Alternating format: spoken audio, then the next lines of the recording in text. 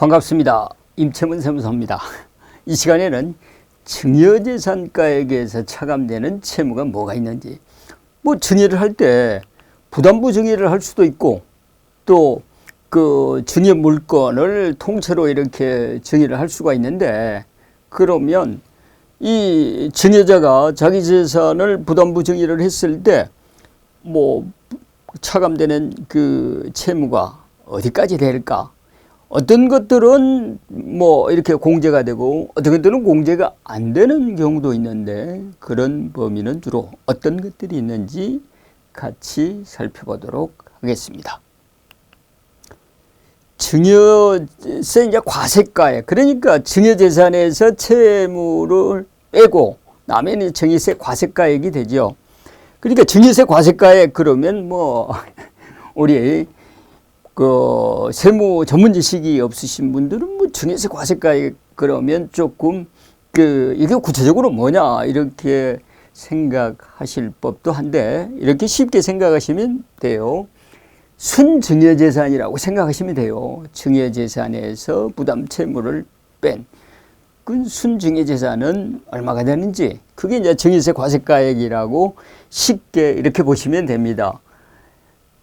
저는 이 동영상 강의를 촬영을 할 때 제가 한국세무사회라든가 아니면 지방세무사회에 가서 상속증여세 강의를 하다 보니까 질문이 많이 와서 그냥 우리 세무 전문가들한테 그냥 유튜브로 동영상 강의를 할 테니까 그거 보고 저한테 좀 질문을 안 해줬으면 해서 이렇게 동영상 유튜브 강의를 시작하게 됐는데, 이제는 이제 유튜브 강의가 불특정 다수인들, 그러니까 세무 전문가가 아닌 분들도 이렇게 보는 것 같아요. 그래가지고 세무 전문가가 아닌 분들이 보면 이 세무 전문 용어로 하면 좀 곤란하잖아요. 그래서 될 수 있으면 앞으로는 유튜브 강의는 쉽게 이렇게 상식적인 수준에서 이렇게 설명을 드려볼까 합니다. 그래도 제가 이렇게 세무 업무에 종사한 경험이라든가 그 바닥에서 워낙 오래 근무를 했기 때문에 틈틈이 그 전문 용어가 튀어나오는 것, 이런 부분 양해해 주시면 좋겠습니다. 증여재산 가액에서 이 증여재산 가액은 이제 증여자가 가지고 있는 증여재산을 수중자에게 줬을 때, 증여를 받는 사람에게 줬을 때 차감되는 것이 뭐가 있는지, 그것은 첫째 이제 과세가액 불산임이 있습니다. 이건 과세가액 불산임이라는 건 뭐냐고 하면 아예 과세를 안 하겠다는 거예요. 이 공익법인 등이 출연을 받았을 때, 이건 공익법인의 요건에 맞는 공익법인이 출연을 받았을 때는 이제 공익법인들에게 증여세 과세를 하지 않지요. 그리고 이제 장애인이 증여받은 재산에 대해서 과세가액 불산입하는 것이 있는데, 이건 뭐냐고 그러면 장애인이 그 장애인을 수익자로 하는 그 보험으로서 그 증여자가 장애인에게 줬을 때 장애인이 그걸 신탁 재산에 신탁을 시킨 재산으로서 그 신탁에서 나오는 과실이 수익이 장애인에게 귀속된 것을 전제로 해서 평생 장애인 1인 기준으로 해서 5억 정도 한도로 해서 해주는 그런 규정이 있거든요. 이건 과세가액 불산입이기 때문에 과세 자체를 안 하는 거예요. 일반적으로 이제 우리 증여인이나 부모님이 자녀들에게 증여를 할 때 이렇게 부담부 증여를 할 수가 있어요. 부담부 증여라는 뭐냐고 그러면 아파트나 상가를 자녀들에게 이렇게 증여를 할 때 그 상가나 아파트가 담보하고 있는 은행 담보 채무라든가 아니면 전세보증금을 안고, 그러니까 전세보증금이라든가 그 은행 채무를 수중자가 대신 변제하기로 하는 조건으로 증여를 하는 거예요. 그러니까 증여자 입장에서는 증여자가 그 담보된 채무는 증여자가 변제할 의무가 있는데, 그 의무를 수증자에게 떠넘기신 것이죠. 수증자에게 넘기는 조건으로 이렇게 할 때 이런 것들은 물론 양도소득세가 과세는 되지만 증여재산가액은 이렇게 차감이 되죠.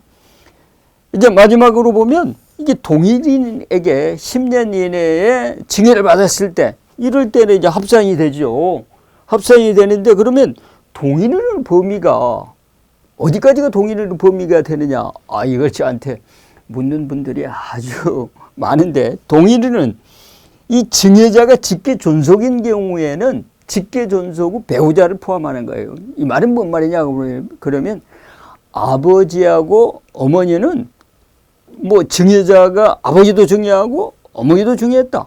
그러면 동일으로 보고 그건 합산해서 증여세 과세를 하는 거고요. 그 다음에 동일인 범위에는 직계 존속에 뭐 아버지나 어머니만 있는 게 아니라 할아버지, 할머니, 외할아버지, 외할머니 다 동일인에 해당되는 거예요. 그렇다고 해서 아버지하고 할아버지하고 동일인으로는 안 보는 거예요. 그러니까 직계 존속의 배우자를 동일인으로 보는 거예요. 그렇지만 이제 합산 배제 증여재산가액은 제외하는데 이건 이제 합산 배제 재산가액이 뭐냐? 이건 이제 상증법 47조 규정에 나와 있는 건데 이건 합산 배제가 되는 증여재산은 10년 이내 증여를 받았더라도 합산하지 않고 개별 건별로 과세를 하는 것들이 있습니다. 넘어가도록 하겠습니다. 그 다음에 이제 부담부 증여를 할 때 그러면 채무 인수액을 그러면 어디까지 봐줄 거냐 이런 내용에 대해서 한번 말씀을 드려보겠습니다. 그 부담부 증여를 할 때 부담채무는 뭘로 보냐 그러면 어떤 걸로 보냐 그러면 증여일 현재 증여재산이 담보를 하고 있어야 돼요. 증여일 현재 증여재산이 담보한 증여자의 채무예요. 그러니까 증여자의 채무는 채무인데 그 재산이 담보를 하고 있어요. 그러니까 담보하지 않는 제3자의 채무라든가 담보하고 있는 제3자의 채무라든가 담보를 안 한 증여자의 채무 여기서 공제가 안 되는 거예요. 어떤 사람들은 이런 걸 물어봐요. 증여를 이제 증여받기 전에 수중자가 은행 채무를 일으켰을 때 채무자 명의가 그 수중자 명의인데 이것도 공제가 되느냐? 이건 공제 안 되는 거예요. 실질 채무자가 증여자 채무여야 공제가 되는 겁니다.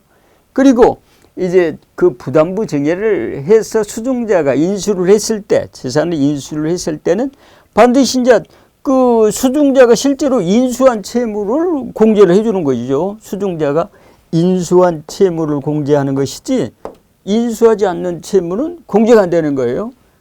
그리고 부담부 증여에 있어서 그 수중자가 인수한 채무는 증여자가 갚아야 될 채무를 수중자가 대신 갚아줌으로 인해서 그것은 그 증여자가 수중자에게 양도하는 것을 보는 거예요. 그래서 양도소득세가 과세가 됩니다.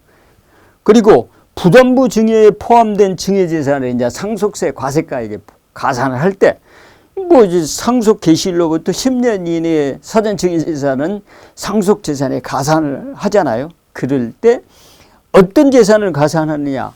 순증여재산가액인 증여세 과세가액을 가산하도록 이렇게 되어 있습니다.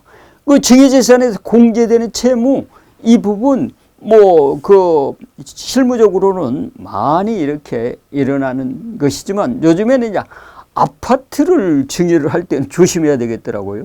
1세대 2주택자가 아파트를 부담부 증여한다고 자녀에게 부담부 증여를 해버리면 전세보증금이라든가 은행 채무에 대해서는 2주택 이상자들을 중과를 하잖아요. 중과를 하기 때문에 어떻게 보면 부담부 증여를 안 하고 통째로 아파트를 부담부 증여 없이 그냥 넘겨주는 것이 훨씬 더 전체적인 세부담이 줄어들 수가 있어요. 그러니까 그 부분 특별히 좀 유의를 하시면 좋겠어요.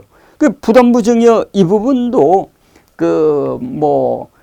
따지고 보면 굉장히 어려운 부분이 들어 있으니까 이 부분 반드시 그 인근에 있는 세무사들하고 상의해서 우리 증여세를 절세받을 수 있는 그런 계기를 만드시는 게 좋겠어요. 감사합니다.